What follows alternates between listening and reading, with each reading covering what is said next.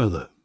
So in this video we're going to be setting up our facing operations along with the outer diameter roughing with the finishing pass, and the grooving operations we're going to need to follow the profile of the shape as well. So first things first, we're going to define our facing operation, and to do so we're going to go to the Add Operations tab, click on the drop down option here, go to Lathe, and we're going to click on Lathe Facing. Now by default this picks generally the correct tool that we want, so we're just going to check the tool setting here, and we can see it's tool number 5, which is correct.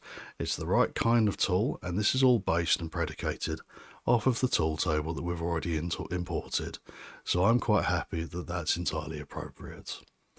However, we can see from this path now that this isn't quite right. Initially it's going to be chewing off about 3.5mm in one pass and then the following 1.5 in the next, which isn't really what we want it to do. So we're going to go to the cycle parameters, and we are going to set the axial thickness to 4mm, and we are going to set the pass count to 5, just so we've got enough going on there.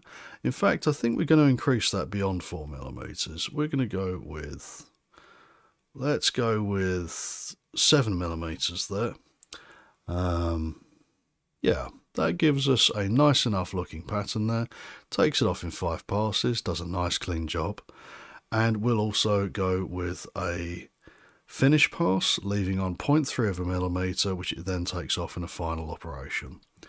So we're now going to click on Generate Toolpath of the current operation, and we can see here how it comes in, takes off the first, retracts, rinse and repeat, which is exactly what we want it to do. However, for the sake of sanity checking, I will always insist on simulating each operation as I've completed it. So we're going to click on Simulation now, and as we can see we've got the raw stock in the shape that we're expecting it to be. And I'm going to click on Run now, which starts off the simulation, as you can see from the spindle turning there. And we've got our tool coming into play now. Takes a slightly heavy first pass, but nothing too serious. And as we can see, everything is moving exactly as expected there. This is all good. So it's generally safe to say that once we're satisfied with the shape of how things are turning out, we can usually speed things up a little bit to save ourselves some time. And there's the finish pass. Excellent. So now that I'm happy with that, and we've got green nodes on that operation, we can go back to the machining environment at this point.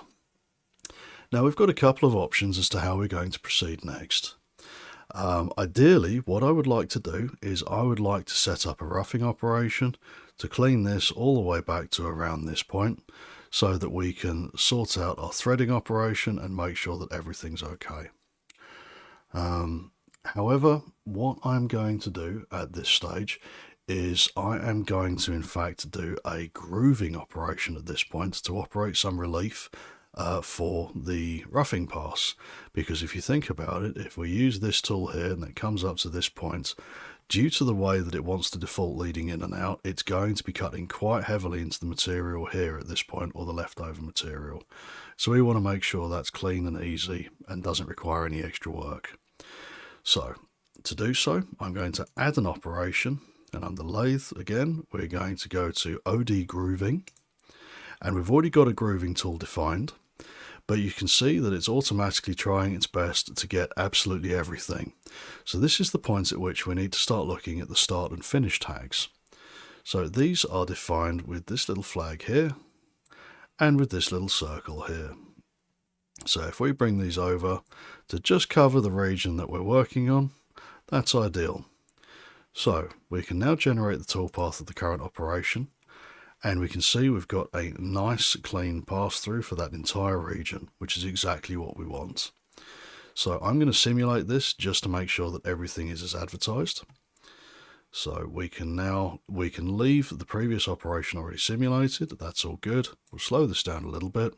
We'll click on Run again, and we should see the parting tool, the grooving tool, my apologies, coming into play now. There we go. It's a nice clean grooving operation.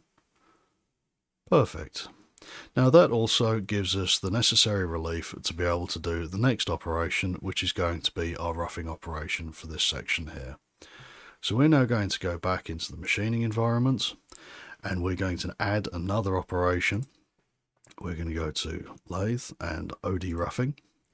And again, we are going to define the start and finish points. So we're going to move this one here, and we can leave this one here. It doesn't do it any harm to just gently kiss over this again. It shouldn't be taking off any material because that's already down to its finish point. However, what we can see is that these operation paths here don't actually cover the full range of the material that's in play. So what we can do to combat this is we can tell it that it needs to look at the entire workpiece to see what it needs to machine away, as opposed to just looking at the final profile of the contour that it's after. So we can turn on check workpiece under cycle parameters, and we can automatically see that this now has generated a series of toolpaths that are completely optimal for this. So I'm now going to click on generate toolpath again, and we now have a nice set of toolpaths that cleans off all of that excess workpiece material first. So again, we very quickly simulate what it is that we need to see. We just click on run there and see what it's got to say. This looks pretty much exactly as we're intending. So let's just speed this up a touch. And generally that's looking good so far. So it's leaving on a little bit of excess, which is going to cover in its final finishing pass. There we go. And that seems to be pretty much ideal, which is great. So we've got one final operation that we want to do in this particular set of them. I would like to cut this tiny little relief groove here, which is for the benefit of our threading pass that's going to happen in a subsequent video.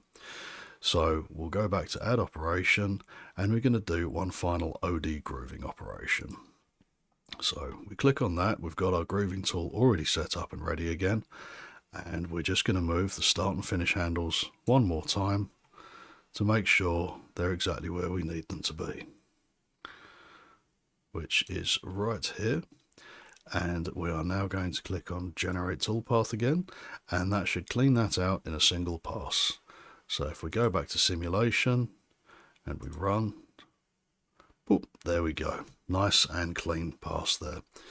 So that finishes off the first of the operations that we need to do, which is pretty much perfect for what we're after.